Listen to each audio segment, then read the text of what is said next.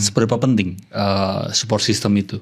Karena mungkin teman-teman yang dengerin Bulinan Selaras ini sedang merasa kesepian gitu. Makanya melalui lagu ini pesan apa yang ingin kamu sampaikan? Menurut aku support system itu muncul istilah toxic relationship. Gitu ya. Dan mungkin orang yang ada toxic relationship itu sama pacar, sama pasangan atau padahal itu juga berlaku untuk siapapun gitu. Teman, rekan kerja gitu kan, keluarga pun. Ya setuju sih, mungkin ada dinamika juga yang terjadi yang membuat pada akhirnya kayaknya kok jadi muncul suatu hubungan itu toksik juga barangkali ada hal-hal yang mempengaruhi gitu ya. Nah, misalnya padahal itu sebenarnya perlu dikendurin lah kekakuan masculinity itu ya bro ya. Iya setuju Mas. Iya kayaknya mungkin juga ada yang bahas kayak soal apa toxic masculinity atau laki-laki tidak bercerita. Iya kan? Aku nggak setuju sih. Iya. Nggak apa-apa banget buat cerita. Itu bukan berarti akan jadi kurang maskulin atau kurang apa namanya kurang cowok gitu kuat gitu, kurang cowok gitu ya. Kayaknya bukan gitu deh sebenarnya seharusnya.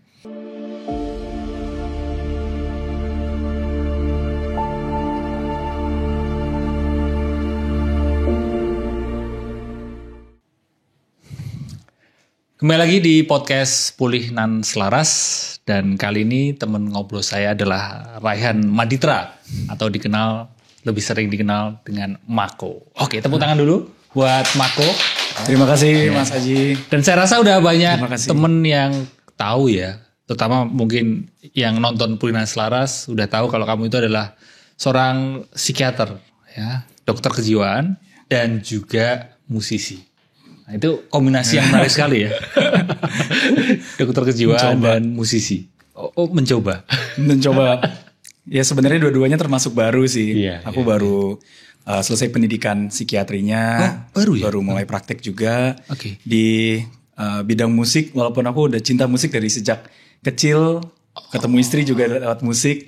Tapi baru sekarang tahun ini mencoba untuk ngeluarin lagu sendiri, coba.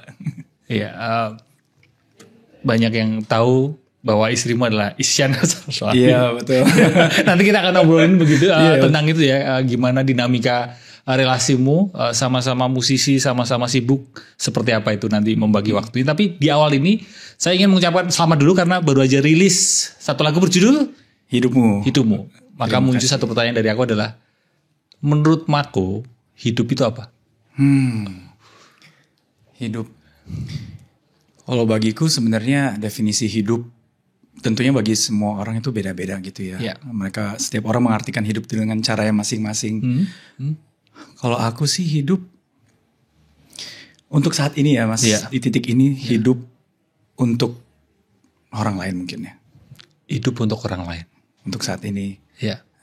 Kemarin sempat ada pertanyaan juga, apa sih makna hidupku saat ini gitu ya. Yang terlintas ya pertama untuk membantu sesama, untuk membantu orang lain ya paling membantu orang lain. Karena kan di titik ini yang sekarang aku betul-betul berkesempatan karena udah selesai pendidikan, udah bisa mengaplikasikan ilmu yang selama ini dipelajari.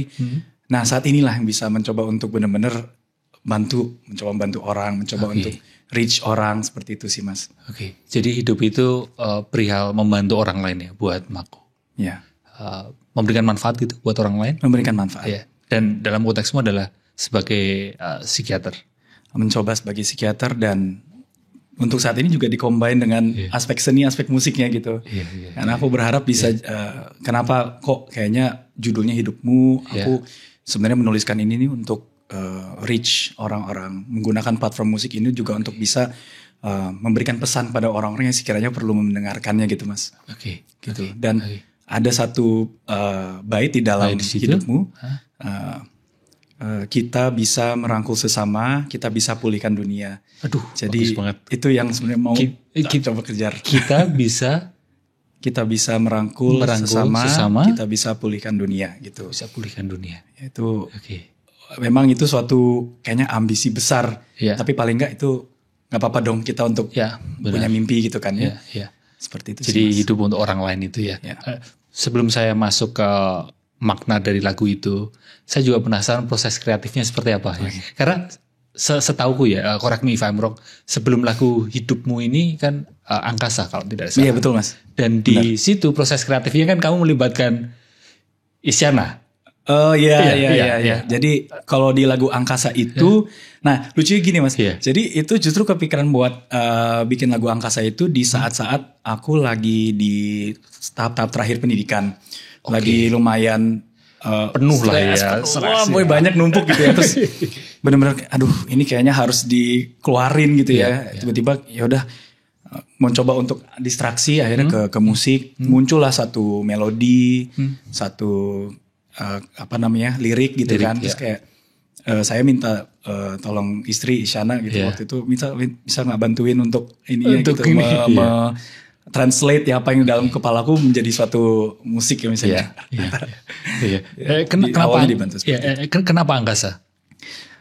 Jadi Angkasa itu justru itu aku ciptakan sebagai bentuk selebrasi. Jadi selebrasi. Itu bertepatan dengan akhirnya aku menyelesaikan tahapan pendidikan yang cukup panjang dan cukup berat ya. Iya. Saya dengar banyak teman dan cerita pendidikan psikiater itu sulit gitu ya. Tentunya mungkin nggak mudah gitu. Nggak mudah, iya.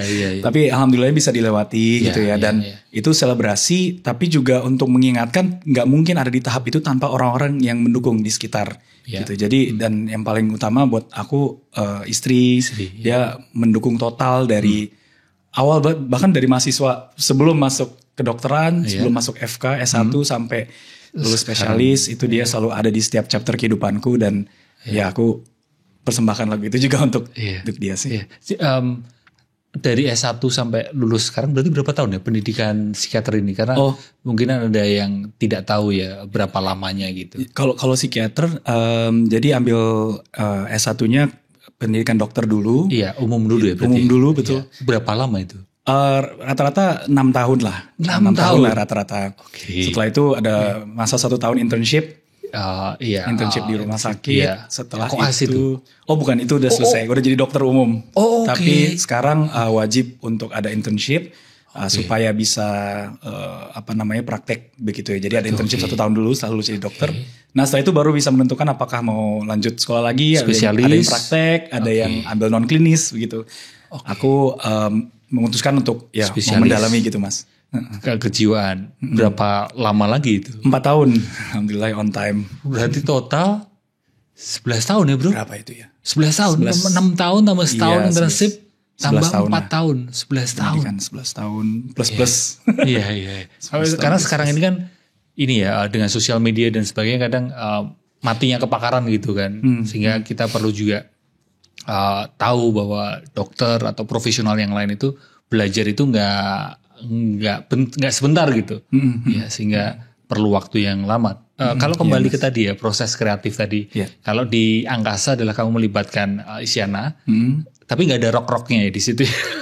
Jadi kebetulan waktu itu Isyan mengebantu di awal, mencoba untuk ini aku kepikiran nih ada satu melodi terus dia bantu di awalnya. Setelah itu Isyana memberikan kepercayaan penuh untuk aku. Kemudian waktu itu juga dibantu sama produser Doni. Terus itu proses kreatifnya workshop beberapa kali. Nah, abis itu udah lepas Isyana lepas sendiri terus udah ngembangin sendiri. Daripada ini mungkin konflik ya. Kalau suami istri gak ada kerja gitu. Kalau di Hidupmu ini gimana Mako? Apakah ada keterlibatan Isyana juga? Atau kalau yang aku baca ada peran Kamga ya di situ ya? Iya. Kamga sebagai vocal director. Jadi di Hidupmu itu aku ciptakan bersama dengan Kenan Louis Wijaya. Dia bantu produce juga dan dia juga jadi kayak kamus atau penerjemah penerjemah apa yang ada di sini tuh dia coba untuk display dalam bentuk musik. Memang ada aku minta juga pengen sekali nih lagu ini bisa cerah gitu, ceria. Jadi walaupun maknanya bukan sedih itu bukan ya. Betul. Walaupun makna di baliknya itu cukup serius dalam artinya itu kan ada makna terkait dengan mental health juga yang mau disampaikan. Tapi nggak pengen dibawakan secara melo tadi Mas. Pengennya lebih uplifting, lebih live gitu. Dan Kenan bisa banget menerjemahkan itu. Jadi dan setelah lagunya udah beres, dalam proses take vokalnya dibantu sama Kamga. Gitu. Kenapa kamu bikin lagu ini? Atau kan sebenarnya kan ada banyak pilihan. Kenapa kamu memilih tema ini? Apakah ada pengalaman sehingga kamu memilih tema ini, yaitu terkait dengan hidupmu? Dan kalau tadi liriknya begitu mendalam, dan juga ada pengalaman lirik tentang kesendirian, tentang kesepian. Boleh cerita boleh cerita ada pengalaman apa?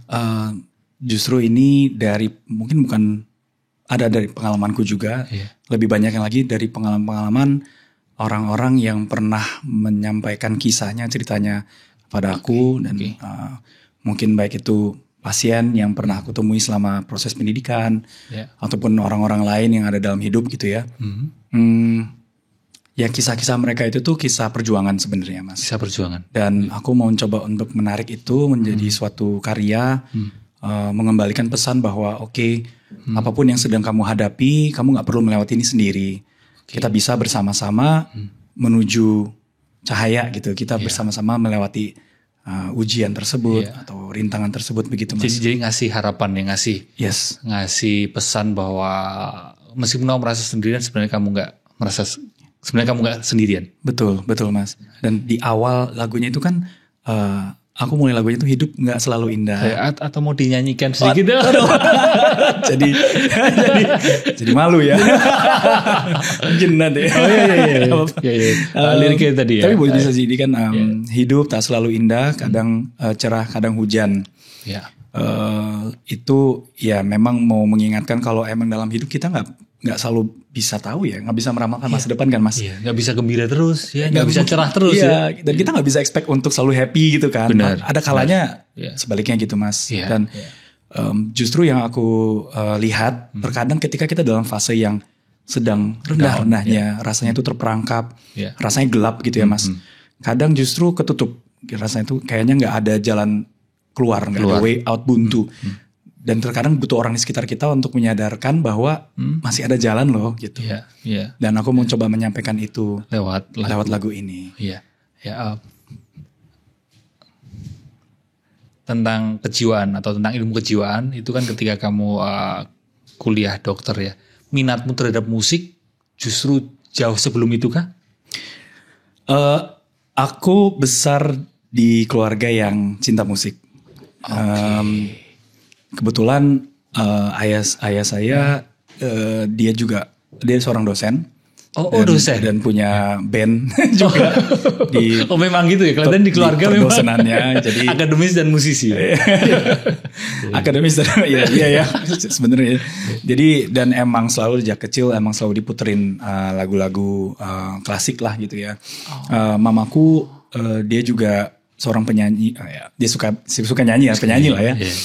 Dan dulu zaman mudanya sering ikut lomba-lomba juga, lomba di radio segala macam. 5 bersaudara perempuan semua, mereka juga punya grup vokal gitu. Masa anak-anak kayak Jackson 5 tapi ini isinya perempuan semua. Gitu ya? Iya betul. Di Padang tuh ada gitu. Jadi emang dari kecil sih aku emang sudah besar ini ya di situasi musik gitu ya. Iya Mas. Dan menariknya adalah ya pada saat sekolah justru aku kenal Isyana itu duluan bukan dari visual, bukan dari aku belum lihat aslinya. Di kakak kelas waktu itu.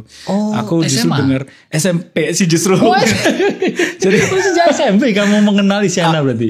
Aku suka dia sejak SMP dulu gitu. Jadi dan kenal dia dari suaranya dulu. Jadi waktu itu ada di pelajaran seni guru kita tuh ngasih tugas kita untuk membuat cover lagu. Jadi kita rekam, boleh pakai alat apapun, direkam, nanti direkam di kaset, terus nanti dikasih nilai bisa gitu. Nah waktu itu dia ngasih contoh dari kakak kelas, katanya ini ada yang bagus dari kakak kelas kalian, coba kalian dengar ya. Nah, terus pas aku denger suaranya gitu, masih pakai kaset, masih pakai yang ya gitu deh. Pakai tape itu ya. Pakai tape gitu, pakai tape. Terus tapi bagus banget gitu, ini siapa, terus suaranya kok memang jadi banget sih. dari detik itu aku ya mungkin jatuh cinta dari suaranya pertama suara gitu ya. Baru setelah itu aku mengenal sosoknya aslinya gitu kan, dan the rest is history.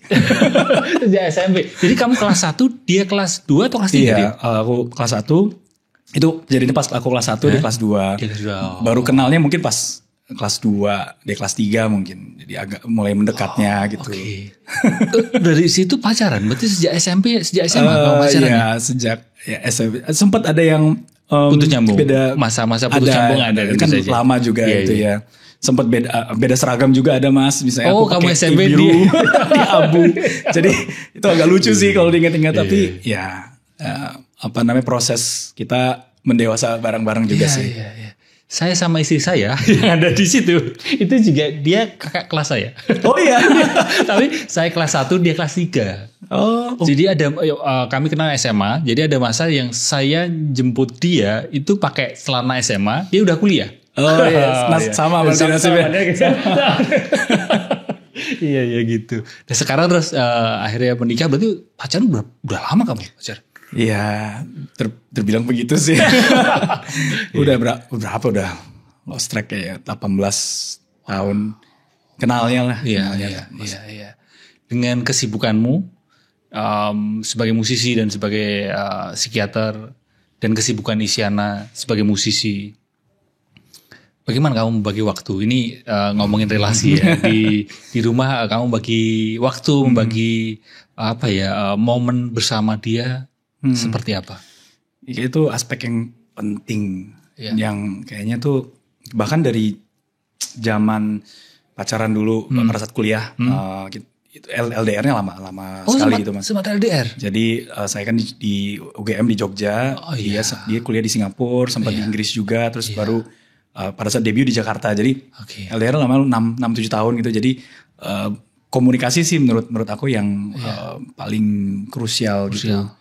Ya paling nggak menjaga supaya tetap bertukar kabar, paling tahu kegiatan satu sama lain itu sih. Tipsnya apa ini buat teman-teman yang LDR nih? cukup banyak ini sepertinya. Kalau gimana kiat supaya mempertahankan hubungan waktu LDR? Berarti LDR berapa lama? Di waktu dia di Singapura? 6 tahun gitu. Lama bro. Selama sekolah deh pokoknya.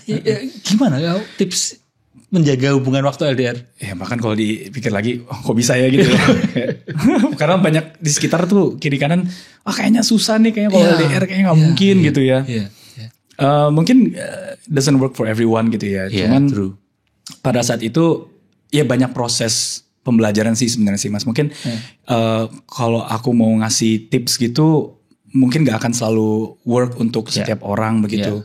Tapi paling gak dalam proses 6 tahun itu tuh banyak sekali yang aku dan Isyana pelajari. Kita berdua dapatkan dalam proses naik turunnya suatu hubungan itu. Dan kayak ada banyak fase-fase dalam hubungan kami berdua gitu sih. Oke. Ya paling enggak ya alhamdulillah bisa bertahan sampai sekarang. Tapi menjaga komunikasi berarti paling satu-satunya komunikasi sih. Karena itu menjadi dasar dalam relasi, setuju gak? Aku setuju banget, setuju. Bahkan sekarang kan ketika kamu sudah menikah dengan Isyana, apakah ada janjian gitu, hari ini atau hari tertentu, atau kalau malam jam sekian harus sudah gak ada kerjaan, harus punya quality time gitu? Iya quality time sih kayaknya itu tuh dia pasti di highlight kayaknya quality time ya, quality time sih. Quality time tuh mungkin jadi bukan dari segi kuantitas, tapi dari kualitasnya quality time gitu kan ya. Jadi walaupun ada hari-hari yang misalnya jarang ketemu pun, paling enggak sekali ketemu tuh bisa dimanfaatkan dengan sebaik-baiknya gitu. It's not as easy as said, as spoken gitu ya, tapi apalagi zaman sekarang coba. Apalagi zaman sekarang kan kayak distraksi banyak atau tuntutan untuk ngelakuin sesuatu gitu. Iya Mas, benar. Fast pace ya sekarang dunia tuh. Iya. Kalau di kerjaan kamu sama-sama musisi, seru nggak punya pasangan yang satu bidang? Aku sih justru kalau di musik look up sekali sama dia gitu. Jadi kan selama proses aku melihat menemani dia dalam proses dia debut sampai sekarang. Sampai sekarang ya. ngeluarin lagu, album, konser, Benar. kemana-mana itu kadang nemenin juga ngeliat dia perform seperti apa, dan luar biasa sekali sih kalau aku lihat. Memang orang melihat di depan di gadget gitu ya, wah ternyata di balik itu tuh banyak hal yang nggak kelihatan gitu ya. Banyak proses perjuangannya, jatuh bangunnya, dan itu hal yang aku sangat sangat appreciate dari Sean gitu, sangat kagum sekali gitu. Dia bisa melewati itu dengan baik dan bertahan sampai saat ini. Dan perjuangannya itu nggak dilihat oleh netizen ya, nggak dilihat oleh orang umum gitu. Dengan kamu sebagai orang terdekat bisa ngelihat betapa perjuangan Isyana ya. Gitu. Banyak hal yang memang nggak diperlihatkan, nggak ditunjukkan gitu. Dan mungkin orang lain pun gitu ya. Dalam keseharian kan kita selalu ngeliat di sosial media, di layar gitu kan, kayaknya mudah kita untuk membentuk asumsi tertentu, membentuk suatu pola pikir tertentu terhadap orang lain. Padahal mungkin di balik itu apa yang sedang mereka jalani, apa yang proses mereka gitu kan. Struggle-nya. Exactly, betul Mas. Tapi di sisi lain Isyana memang sekocak gitu. Celutukannya kan. Ini kocak banget itu orangnya gitu. Aku malah kenal si saudaranya Rara. Oh iya, aku kenal Rara. Itu sejak lama banget aku kenal Rara. Pernah ini satu event terus sebelum dia ke luar kan. Iya, sekarang udah menetap di New Zealand. Suaminya Ben. Gimana sekocak itu? Emang sehari-hari celutukannya sama kamu sekomedi itu kah Isyana? Ya, lebih komedi lagi. Kasihan jadinya yang dapat fullnya. Memang lucu emang. Iya memang perlu alami itu ya. Alami lucu. Dan saya menemukan satu sisi yang kan musiknya dia kan akhir-akhir ini rock gitu, tapi ada sisi-sisi yang di sela-sela ada celutukan komedinya, menarik sekali. Justru itu yang kan dia sekarang baru ngeluarin juga kan eklektik dari bahasa eklektik. Jadi album yang terbarunya itu kan lagu-lagunya mungkin nggak mirip satu sama lain gitu dari segi genre, dari segi suara mungkin akan sangat berbeda. Tapi itulah dia gitu, her true self. Dan justru dalam menulis Angkasa dan Hidupmu juga aku ingat dia selalu ngomong di mana-mana kalau apa yang disampaikan dari hati akan sampai kepada hati orang lain. Dan itu yang aku coba untuk ingat selama proses kreatif di lagu-laguku sendiri gitu. Jadi pokoknya itu deh benar-benar panutan juga kalau di bidang musik. Seseni itu maksudnya gimana ya? Dia art banget ya. Jadi menggabungkan segala sesuatunya. Tapi aku pengen kembali ke lagu Hidupmu tadi. Yang bercerita soal kesendirian kan. Pernah gak kamu berada di fase sendirian itu? Sebagai seorang mako gitu yang menyanyikan ini gitu. Atau mungkin juga pesan apa yang lebih mendalam gitu yang ingin kamu sampaikan melalui lagu ini? Pernah Mas. Jadi kalau aku sendiri aku juga pernah bisa dibilang melewati juga masa-masa yang gelapnya lah kayak gitu. Mungkin karena berbagai macam hal, sampai aku pun sendiri juga merasa kayak ada kabut aja gitu. Merasa ada kabut yang jadi nggak jelas gitu loh jalan ke depannya gitu.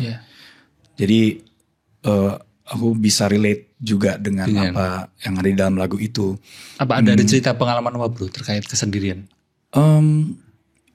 Mungkin pada saat kuliah atau pada waktu dulu di UGM. Berarti merantau berarti mungkin, kan cerita merantau kan berarti ada saatnya ngekos gitu merantau. Pada saat itu sih justru tapi masih oke. Mungkin waktu S1 lebih eksplorasi gitu fasenya. Malah lebih merasa gini ya. Katanya bebas ini. Justru merantau. Wah ini banyak temen ya. Banyak teman gitu. Ada fase-fasenya di sini.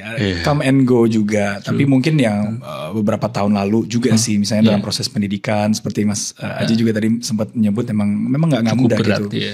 Dan memang itu hal yang harus kita pahami. Memang kadang pendidikan atau pekerjaan itu it's not always easy gitu ya. Ada fase-fasenya dan aku pun merasakan itu. Nah, tapi aku dibantu oleh orang di sekitar. Aku kebetulan untungnya juga di bidang psikiatri ini kan aku bisa curhat cerita sama teman angkatan, sama senior juga, sama dosen, konsulen. Itu kalau ada masalah bisa dicoba diceritakan segala macam. Jadi akhirnya kabutnya itu lama-lama jadi lebih jernih, hilang gitu. Ya. Bersyukur sekali sih itu. Jadi yang di-highlight adalah support system. Nah, iya berarti penting ya. Seberapa penting support system itu? Karena mungkin teman-teman yang dengerin Pulihkan Selaras ini sedang merasa kesepian gitu. Makanya melalui lagu ini pesan apa yang ingin kamu sampaikan? Menurut aku support system itu prioritas. Karena kita semua adalah makhluk sosial pada dasarnya, mau introvert mau extrovert, kita tetap butuh interaksi dengan orang lain, rasa connectionnya itu. Dan menariknya adalah justru di era fast pace ini di mana serba teknologi serba maju, sosmed serba maju, justru kayaknya rasa kesendirian itu tuh menjadi lebih prevalent ya Mas. Iya. Kenapa gitu ya? Kayaknya kenapa dunia yang sekarang semakin terkoneksi, ya kan, dengan sosial media, dengan messenger, WhatsApp dengan mudahnya, tapi terus jadi malah banyak orang yang rentan. Jadi ironis ya. Ironis ya. Tujuannya supaya kita lebih connected malah kok jadi semakin lonely gitu kan.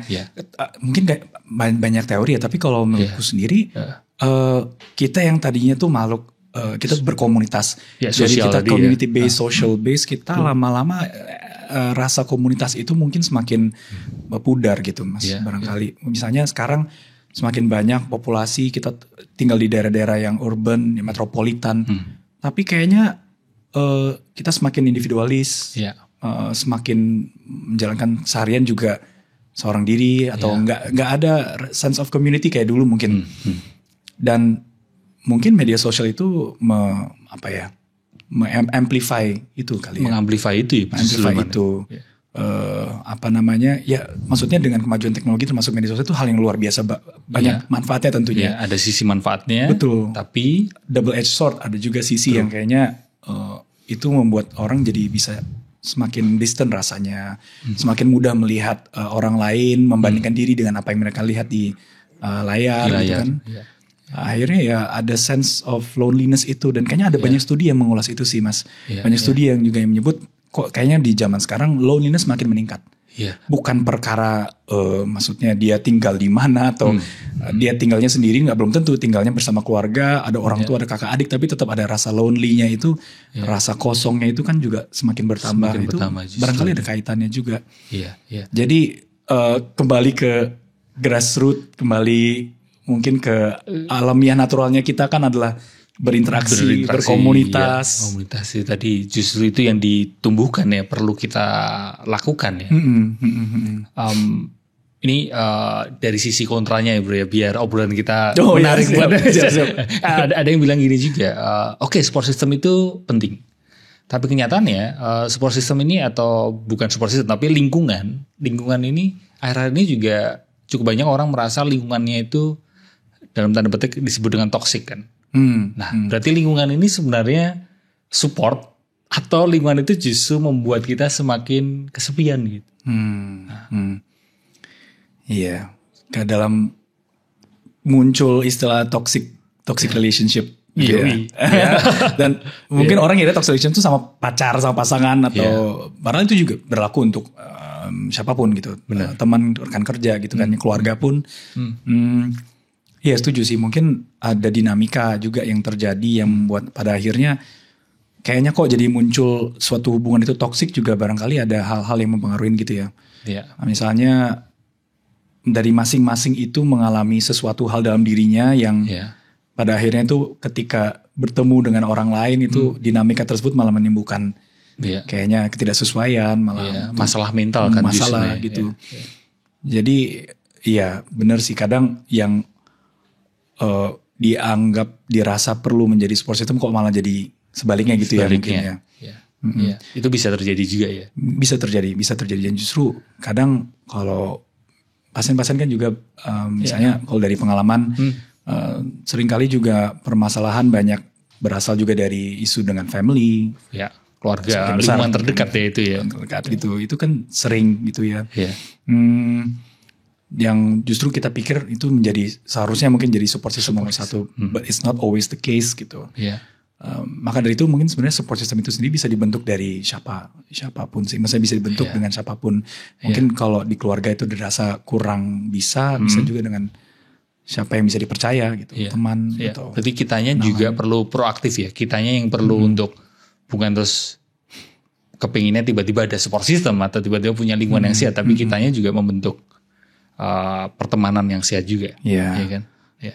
Kita proaktif untuk mencari support system yang bisa membantu dan menjadi support system buat orang lain. Jadi kadang kan kita termasuk saya kan kadang hanya menuntut orang lain untuk kamu jadi support system yang baik dong gitu. Tapi akunya sendiri lupa ngaca, akunya sudah jadi support system yang baik. Itu justru yang mau disampaikan dari hidupmu. Karena jadi kan mari kita rangkul sesama itu bukan hanya untuk orang yang sedang mengalami rasa gelap itu, tapi juga orang yang lagi baik-baik aja, yang lagi oke, mencoba untuk melihat kiri kanannya. Are they doing okay? Apakah temannya yang selama ini terlihat oke? Are they actually okay? Ya, mencoba untuk meningkatkan rasa empati terhadap sesama aja sih. Kepekaan mungkin terhadap orang di sekeliling. Balik lagi, poinnya adalah ketika lagi dalam fase gelapnya itu rasanya ketutup gitu pandangannya, ketutup. Ya mungkin butuh orang di sekeliling untuk bisa ngajak dia, bawa dia keluar dari kabut itu. Iya. Karena orang yang kelihatannya fine, kelihatannya baik-baik saja, lebih baik daripada kita, tapi justru bisa jadi ketika dia mengalami masalah, pukulannya cukup keras gitu. Aku teringat ada satu video iklan gitu, ada dua orang cowok, yang satu kan sama-sama nonton bola gitu, yang satu ekspresif sekali bro, jadi ekstrovert lah gitu, jadi ketika gol dia teriak gol, tahu. Satunya cuma cemberut pakai topi gitu, tapi di akhir video itu ternyata yang mengakhiri hidupnya justru yang kelihatan ekspresif itu gitu, kelihatan hore gitu. Pas aku nonton itu lumayan, wah. Iya. Bener juga sih. Suicide has no face. True. Kita nggak bisa memprediksi. Or depression has no face too. Kita nggak bisa memprediksi apakah seseorang yang mungkin terlihat baik-baik aja, will they do something yang kita nggak pernah tahu gitu ya. Makanya penting juga untuk orang yang lagi oke pun untuk proaktif. Melihat sekelilingnya juga gitu. Dan ya mungkin info menarik Mas. Itu Mako itu kan ada Mako titik. Iya, ada titiknya tahu sih bro. Aku sebenarnya penasaran. Sebenarnya kalau titiknya untuk ini sih supaya membedakan aja. Tapi kalau yang untuk yang lagu hidupmu ini itu jadi semikolon, titik koma. Jadi Mako titik koma. Itu sebenarnya mungkin bagi yang tahu semikolon itu kan kayak suatu movement suicide prevention internasional gitu ya. Setiap September gitu ya, setiap bulan suicide prevention suicide awareness month itu biasanya muncul tuh semikolon itu. Kenapa semikolon? Karena semikolon kan artinya mungkin kita sebenarnya bisa aja berhenti, tapi kita memutuskan untuk lanjut. Ada komanya. Ya, jadi ya hidupmu ini sebenarnya juga temanya adalah terkait itu juga sih Mas. Meaning di baliknya juga untuk membantu orang, tapi juga harapannya supaya tidak ada yang pada akhirnya bisa memutuskan untuk titik itu. Tapi justru koma. Justru komanya. Mencoba untuk mengajak dia, ternyata ada komanya lagi, masih bisa lanjut kok. Gak perlu di titik. Di titik gitu. Iya. Jadi itu kenapa ya ada banyak kayak meaning atau hidden apalah gitu. Hidden meaning gitu di balik itu. Iya. Dan terutama tentang kesendirian, tentang kesepian, dan keterkoneksian kita dengan orang lain ya. Karena memang ya tadi orang yang kelihatan baik-baik saja belum tentu di dalamnya beneran baik-baik saja gitu. Mungkin juga kita perlu secara berkala ini menanyakan kabar teman kita. Iya benar Mas. Apalagi kita cowok ya bro ya. Pertemanan cowok itu kelihatannya berbeda dengan ya gak sih? Gak ada, jarang yang nanya yang kalau kamu apa kabar? Ngapain sih gitu kan kalau cowok kan. Lebih ke to the point. Karena aku juga gitu kayak aku ngelihat ya pertemanan istriku dengan teman-temannya itu lebih fluid, lebih gimana ya. Jadi ya dengan mudahnya dia akan nanya apa kabar atau ngomentarin apa gitu. Sedangkan aku juga ngobrol sama istriku, katanya aku sama teman-teman cowok enggak deh. Iya, Mungkin sih kayaknya kan? In general kayak gitu sih. Kayak ya kalau punya kepentingan aja gitu, hubungin gitu. Karena mungkin selama ini kayaknya apa sih bro gitu kayak mau apa kabar, curhat juga. Apa kabar? Iya. Mau curhat dong gitu. Iya. Mungkin jadi aneh karena mungkin nggak terbiasa juga gitu ya. Padahal itu sebenarnya perlu dikendurin lah kekakuan masculinity itu ya bro ya. Iya, setuju Mas. Iya, kayaknya mungkin juga ada yang bahas kayak soal apa toxic masculinity atau laki-laki tidak bercerita. Iya. Ya kan? Aku nggak setuju sih. Iya. Nggak apa-apa banget buat cerita. Itu bukan berarti akan jadi kurang maskulin atau kurang apa namanya kurang cowok gitu kuat gitu, kurang cowok gitu ya. Kayaknya bukan gitu deh sebenarnya. Seharusnya. Ya semua orang berhak lah untuk cerita gitu, untuk ngeluarin apa yang ada di dalam dirinya gitu. Walaupun nggak selalu bisa to the point cerita curhat, mungkin nggak semua cowok bisa gitu. Itu, Mungkin mulainya dari yang lain dulu misalnya. Bahkan aku akhir-akhir ini juga secara berkala tanpa ada kepentingan apapun, aku scroll nomor di WhatsApp gitu teman-temanku itu, yang cowok aku tanyain juga apa kabar gitu, dan mereka biasanya aneh ya, ngapain bro? Gitu. Ada apa? Padahal aku juga ada bilang, apa nih? Aku cuma hanya check-in aja gitu, menanyakan kabar. That's gitu. nice. Iya. Dan itu kelihatannya itu justru yang dibutuhkan sih. Iya, masih susah juga sih aku masih teman-temanku nanyain ngapain gitu. Mereka berpikir bahwa setiap kali ada orang hubungin itu pasti ada agendanya gitu. Oh, ada maunya gitu. Ada maunya gitu. Padahal gak apa-apa juga kan checking in aja gitu. Iya. Mungkin at some point they will learn to appreciate it sih. Mereka akan mensyukuri ternyata Mas Aji juga sempat nanya kabarnya gitu. Karena gak tahu ya.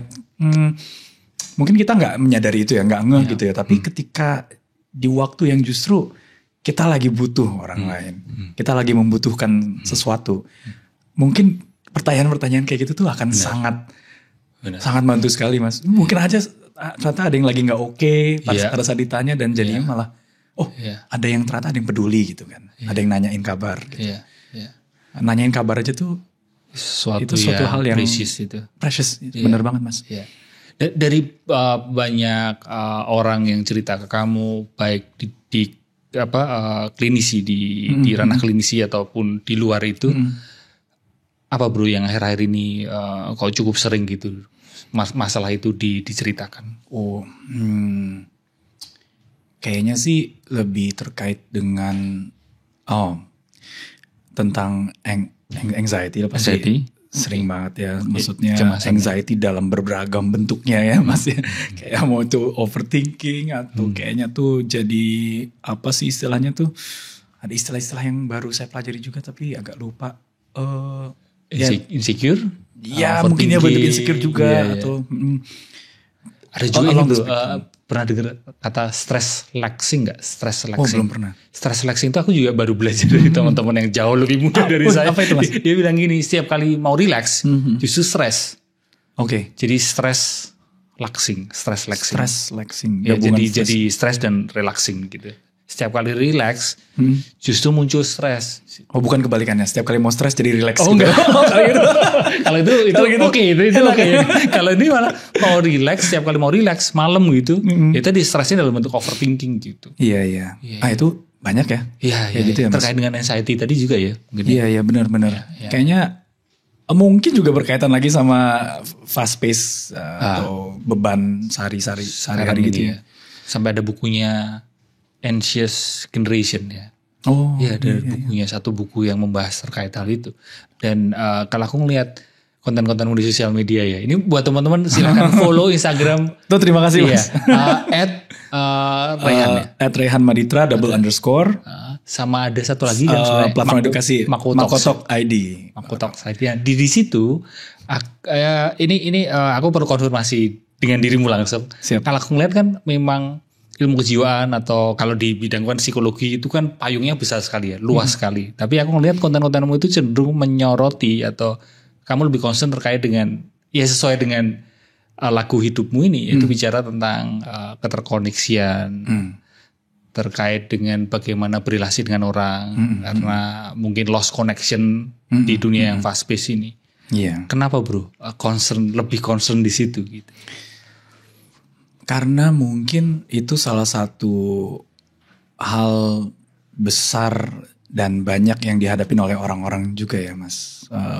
Seperti tadi di awal yang terkait dengan citra diri sosmed atau loneliness, bahkan nyambung sama overthinking dan anxiety juga, itu seringkali banyak ada hubungannya dengan perubahan fase perubahan kehidupan ya, perubahan laju kehidupan, perubahan yang serba cepat ini yang mungkin sebenarnya otak kita nggak sepenuhnya udah adaptasi terhadap perubahan-perubahan tersebut. Menarik sekali. Karena aku pernah baca juga kalau otak kita tuh sebenarnya nggak terlalu beda dengan otak kita berapa ribu tahun lalu, misalnya dari segi strukturnya secara biologisnya gitu ya.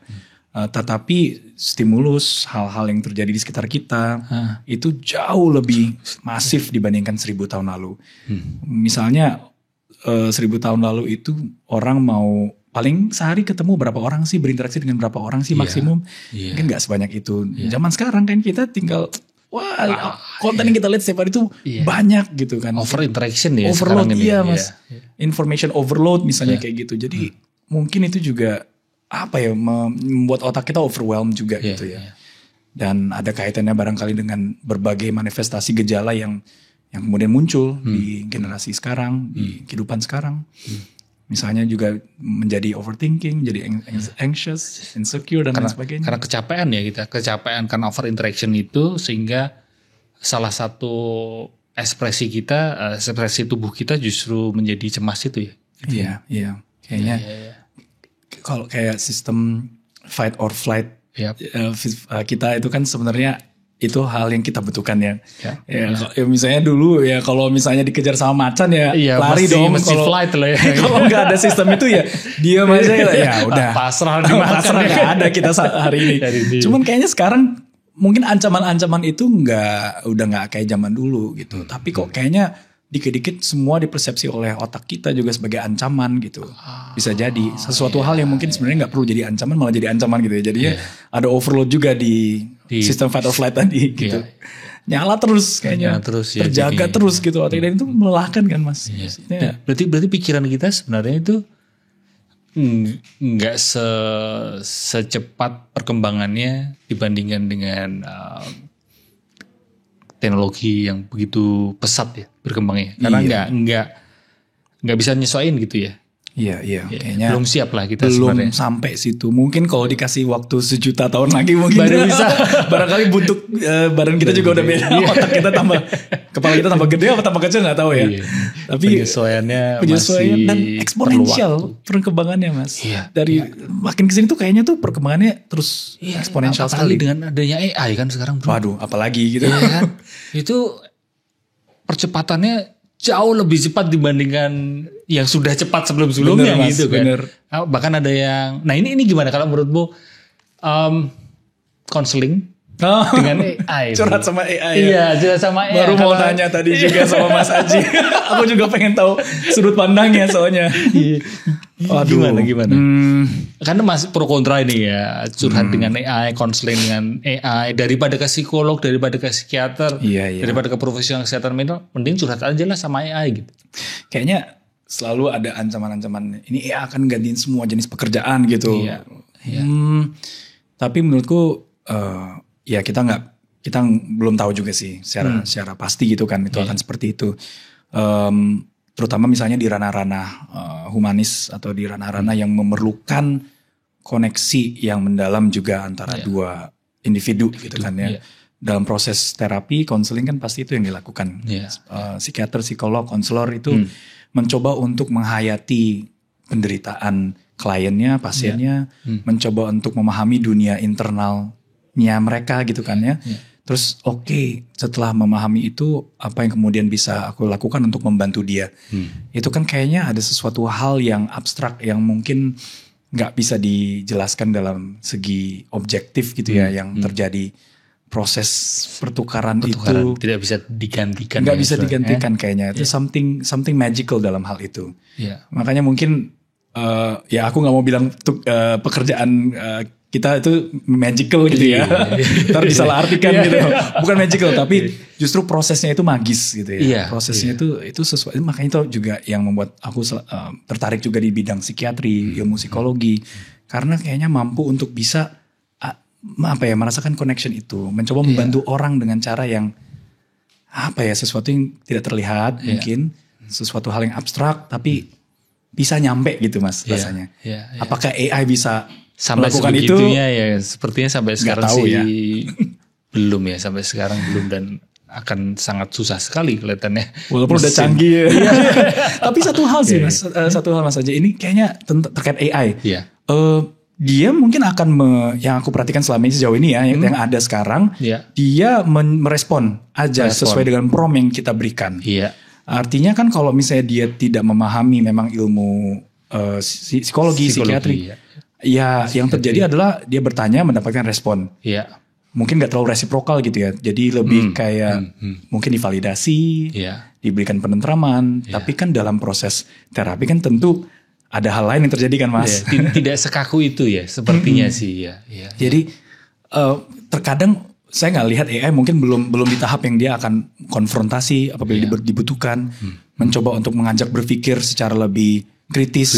Kadang dalam proses terapi kan itu yang dilakukan. Dan bukan hanya memvalidasi, bukan hanya mempuk-puk aja. Tapi membawa dia melewati suatu perjalanan yang emang nggak nyaman barangkali. Nggak selalu nyaman tapi it's needed gitu ya. Ada kalanya kan dalam proses interaksi manusia, dalam proses konseling tidak harus divalidasi terus kan. Ada kalanya juga kita ada kontranya dikit dengan orang tersebut. Betul, supaya sesuai kebutuhan. Sesuai kebutuhan. Tapi ada juga yang terus bilang gini, netizen ya, dia bilang gini, Mas Haji, tapi aku bisa kok nge-prompt AI-nya untuk tidak memvalidasi aku terus gitu. Jadi pertama kan kita memberikan pendapat bahwa kan di proses konseling itu tidak validasi terus, ya kan? Perlu juga ada kalanya tidak divalidasi. Itu pendapat kita yang kontra terhadap AI. Lalu ada yang bilang bisa kok aku kasih prompt untuk tidak memvalidasi. itu mereka asumsi mereka atau pendapat mereka begitu gitu. Tapi nggak tahu kalau menurutmu gimana? Kalau menurutku gini, ketika kita ngasih prompt untuk tidak divalidasi, maka kita sudah siap untuk tidak divalidasi. Kita sudah siap untuk ini AI-nya bakalan tidak memvalidasi diriku. Jadi gak surprise. Iya. Jadi justru interaksi manusia dengan manusia itu ada sisi yang unpredictable-nya bro. Dan itulah magical itu tadi. Sesuatu yang mungkin susah untuk dijangkau secara teknis kan. Setuju. Keindahannya di situ ya bro ya. Exactly, setuju. Apapun itu ya nggak akan tergantikan lah interaksi manusia itu. Dengan manusia. Setuju banget yang kayak kalau misalnya bicara soal tadi terapi gitu ya jadinya kalau udah dikasih prompt ya udah expect ya nanti gini. Nggak tahu ya nanti suatu hari apakah ada kejutan bisa jalan sendiri benar-benar udah mirip sekali dengan terapis ya. Kalau itu agak mengerikan gitu ya. Tapi for now kan mungkin belum. Gitu. Udah nonton film Her belum kamu? Her. Oh iya. Udah agak lama ya filmnya. Iya, itu film lama. Dan di situ ternyata kan ada satu pekerjaan, yaitu justru pekerjaannya adalah menulis surat kan. Iya. Jadi kan, padahal udah secanggih itu, zamannya udah secanggih itu. Tapi di film itu justru pekerjaan yang survive adalah pekerjaan nulis surat bro. Jadi kembali ke hal yang lebih ke emosional, lebih ke manusia gitu. Iya. Apa itu jadi upaya mereka untuk mencoba grounding lagi kembali ke back to supaya merasa manusia lagi. Memanusiakan manusia. Dan itu adalah upaya untuk supaya kita lebih terkoneksi tadi ya. Benar dan, ya. Kembali ke lagu hidupmu tentang kesendirian. Apakah kesendirian itu selalu buruk bro? Kesepian itu apakah selalu negatif? mungkin tergantung gimana kita mengartikan kesendirian dan kesepian mungkin berbeda mungkin ya. Kesendirian ya kita berada sendiri. Ya mungkin juga secara volunteer barangkali bisa secara fisikal ataupun mentally kita menyendiri untuk tujuan apapun lah misalnya. Kesepian ya mungkin udah di ranah yang kayaknya ada ketika ada rasa loneliness-nya itu berarti sudah seperti sinyal gitu ya. Seperti sinyal yang berusaha untuk ngasih tahu kita kalau something's wrong gitu mungkin. Karena orang yang nggak sendiri pun, orang yang berada di keramaian pun bisa lonely kan, bisa merasa kesepian kan. Two different things ya, kesendirian dan kesepian. Kalau kesepian dan loneliness, kesendirian aloneness mungkin. Alone mungkin ya. Mereka alone. Mungkin orang yang memilih untuk menyendiri karena alasan spiritual misalnya untuk apa istilahnya? Meditasi atau melakukan suatu retreat trip, gitu ya. Mungkin bisa jadi justru mereka belum tentu lonely gitu ya. Belum tentu mereka lonely mungkin karena mungkin sudah menemukan hal lain gitu ya, membuat mereka merasa full, merasa konten dibandingkan mungkin orang yang justru sebaliknya ironisnya yang berada di keramaian penuh, nggak alone tapi lonely. Dan itu semakin menjadi suatu apa istilahnya endemik, suatu hal yang menyebar semakin meluas. Ya kita perlu berupaya untuk mencegah supaya kita tidak menjadi masyarakat yang not alone but lonely. Merasa lonely together gitu. Kita lonely together kelihatannya. Kan jadinya miris ya. Dan itulah kenapa kamu concern terhadap hal itu melalui edukasi di Mako Talks dan juga bahkan di lagumu ini pun juga lebih concern ke kesendirian itu. Mako Talk tercipta di masa pandemi. Waktu itu selain gabut juga karena kayaknya itu mencoba gimana supaya tetap ada interaksi dengan orang, supaya tetap ada sense of community. Dan ternyata lumayan bagus waktu itu, kayaknya ada dialog yang terjadi lah, paling nggak orang nggak sendiri banget, tetap ada obrolan. Karena itu memang nggak sehat banget ya perasaan kesepian itu ya. Nggak nyaman sih, nggak enak ya. Dan pertanyaan terakhir dari aku adalah ini buat teman-teman yang sedang merasa kesendirian, bukan kesendirian tapi buat teman-teman yang merasa kesepian, apa saranmu buat mereka? Mungkin pesannya, walaupun saat ini rasanya kesepian begitu, sebenarnya tapi kita perlu meyakini diri sendiri bahwa mungkin nggak selamanya akan begitu. Paling nggak kita tetap perlu membangkitkan hope, harapan bahwa ya apapun kita sedang sendiri, sedang di tengah keramaian, kita nggak harus merasa lonely gitu. Kita bisa terkoneksi kembali dengan orang lain, dengan masyarakat, dengan kehidupan secara utuh. Itu bisa banget gitu. Bahkan dengan orang-orang terdekat. Dengan orang-orang terdekat. Memang gak selalu mudah, tapi bisa dicapai. Paling gak ya kita bantu satu sama lain aja untuk mencapai itu.